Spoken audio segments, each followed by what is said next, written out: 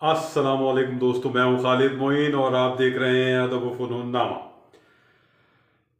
एक पत्थर जो दस्त यार में है, एक पत्थर जो दस्त यार में है, फूल बनने के इंतज़ार में है। बहुत खूबसूरत मतला। और ये मतला एक शायर की कब्र पर, लहद पर कंधा है। शायर हैं कमर जमील, और ये उन्हीं की कब्र पर, उनकी लौह पर ये मतला कंधा है। कमर जमील 10 मई 1987 को हैदराबाद दक्कन में पैदा हुए और फिर क़याम पाकिस्तान के बाद यहाँ आ गए। और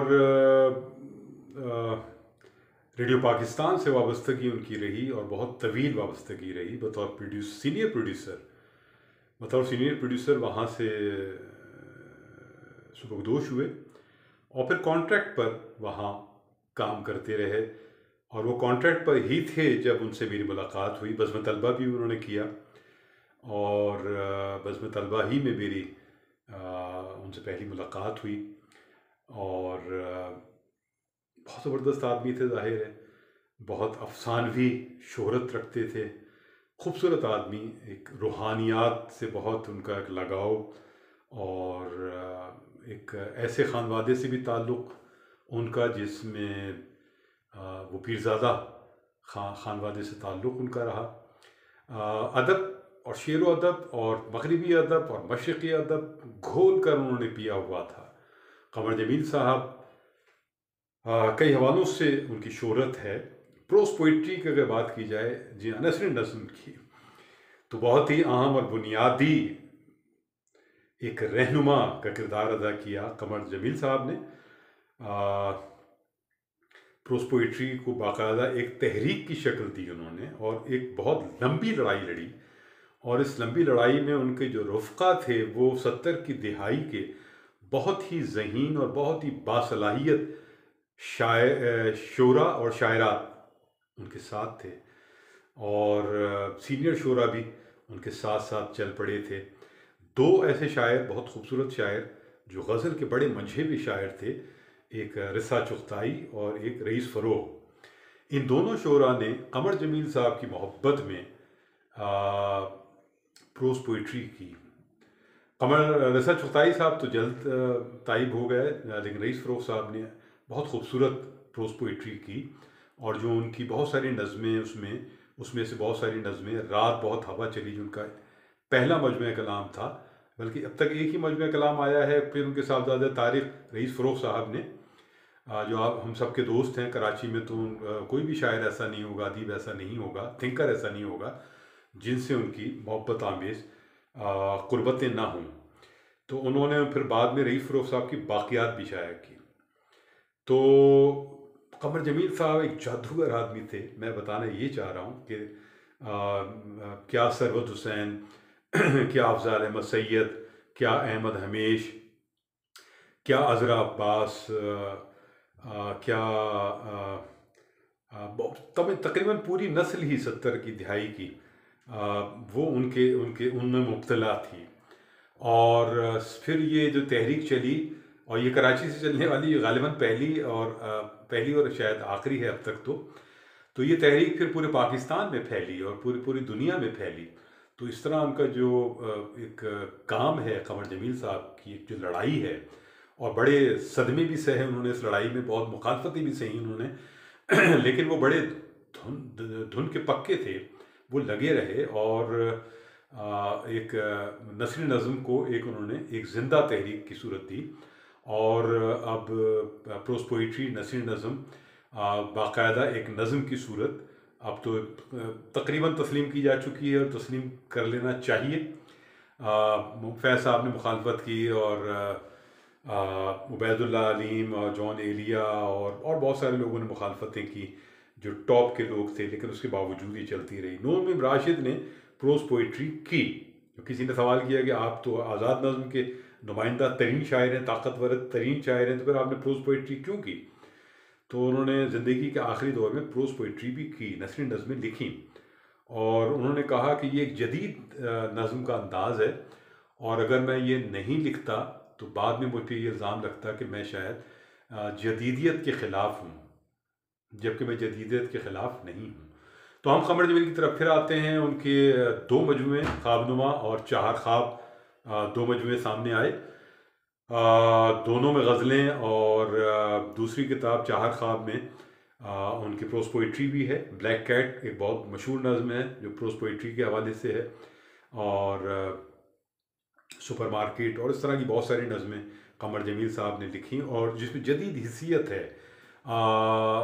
मगरिबी उलूम से क्योंकि वाकिफ़ थे, और वो कॉलम लिखा करते थे मुख्तलिफ़ अखबारात में, और उन कॉलमों का इंतखाब जो है जदीद अदब की सरहदें जिल्द अव्वल और जिल्द दोम वो शाया हुई हैं।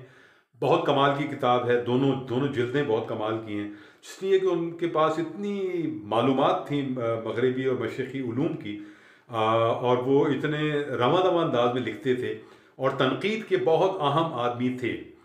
मॉडर्न तनकीद जो है वो क़मर जमील साहब की जो है वो काबिल रश और काबिल दाद है।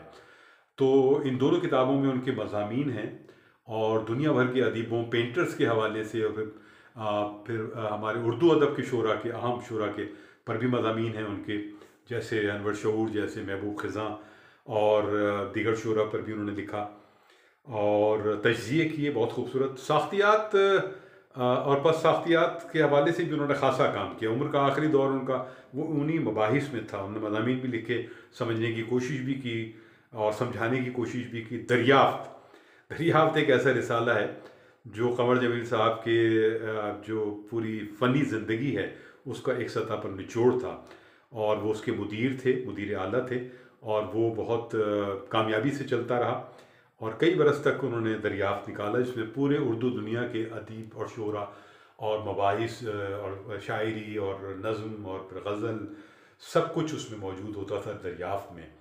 और उनके जो साहबजादे हैं वो बेहतरीन आर्टिस्ट हैं। आसिफ जमील मॉडर्न पेंटर्स में बहुत नुमाया उनका उनका उनका नाम है। ख़ुद क़मर जमील साहब भी जो है वो पेंटिंग्स किया करते थे, और उनके घर पर जो क़मर प्लाज़ा में था गुलशन इकबाल में, उनकी कुछ पेंटिंग्स उनके ड्राइंग रूम में भी लगी हुई थी। तो पेंटिंग हो, मौसीकी हो, लिटरेचर हो, जदीद मबाहिस हो, जदीद हिस्सियत हो, क्लासिकल शऊर के साथ वो एक गुंधे हुए आदमी थे। तकरीर गुफ्तगू उनकी बहुत कमाल की होती थी, आप बस वो बोलें और आप सुने, और बहुत ही उनकी आंखों में एक हैरानी हमेशा और एक बच्चों जैसी जो है कैफियत और मासूमियत रहती थी। और वो जब गुफ्तगू करते थे तो, और कभी सिगरेट भी पीते थे, फिर सिगरेट रोक भी दी थी उन्होंने क्योंकि दमे का प्रॉब्लम, सांस का प्रॉब्लम था। तो वो कश लेते थे और फिर अपने लेट जाते थे अपने ड्राइंग रूम में, चौकी नुमा एक चीज़ थी, उससे बैठ भी जाते थे जोश में, फिर गुफ्तगू करते थे, फिर टहलने भी लगते थे और गुफ्तगू करते थे। और जितने भी लोग वहाँ, क्योंकि रोज़ाना की बुनियाद पर उनके पास दर्जनों लोग आते थे और आते थे जाते थे, आते थे जाते थे। तो रेडियो में भी यही सूरत होती थी, उससे मिलने वालों का तांता बंधा रहता था। बहुत शुरू में तो खैर बहुत ज़्यादा, लेकिन जब वो कॉन्ट्रैक्ट पर थे तो फिर मखसूस लोग आया करते थे। तो क़मर जमील साहब को फरामोश नहीं किया जा सकता। जदीद शेर व अदब में क़मर जमील साहब का नाम और काम बहुत ज़बरदस्त है, यादगार है। उन्हें याद कीजिए, उनकी चीज़ें पढ़ें, उनकी शायरी पढ़ें, उनकी तनक़ीद पढ़ें। दरियाफ्त रिसाले के कुछ शुमारे मिलें आपको तो वो भी पढ़ें। 27 अगस्त सन 2000 में उनकी वफ़ात हुई, यानी कल उनकी बरसी थी, और इसी बरसी की मुनासबत से मैंने ये थोड़ी बहुत गुफ्तगू की। और मैं चाहता हूँ कि क़मर जमील साहब को ज़रूर याद रखा जाए। मेरी उनसे बहुत मोहब्बतें रहीं, मैं उनका बहुत परस्तार रहा, और बेशुमार लोगों की बहुत ज़्यादा मुलाकातें रहीं उनसे। सलीम अहमद उनके दोस्त भी थे, एक सतह पे हरीफ भी थे, और कराची भर के जितने भी पढ़े लिखे लोग थे, बड़े बड़े, सब उनके मोतरिफ़ थे, उनकी शख्सियत के, उनके काम के। और जो नौजवान नस्ल थी 70 की दिहाई से 80 की दिहाई के लोग भी उनके दीवाने थे। वो एक हीरो थे।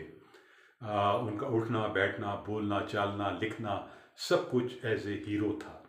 तो वो हमारे तो हीरो थे। अगर आप भी उन्हें पढ़ेंगे, उनको समझेंगे, तो आपके भी हीरो बन जाएंगे। कमर जमील साहब का आखिर में एक मतलब मैं ज़रूर सुनाऊंगा कि ख्वाब में जो कुछ देख रहा हूँ उसका दिखाना मुश्किल है। ख्वाब में जो कुछ देख रहा हूँ उसका दिखाना मुश्किल है। आईने में फूल खिला है, हाथ लगाना मुश्किल है। बहुत शुक्रिया खालिद, उनको इजाज़त दीजिए। अपना और अपने अहबाब का ख्याल रखिए। अदब व फ़नून जिंदाबाद, पाकिस्तान पाइंदाबाद। खुदा हाफिज़ नासिर।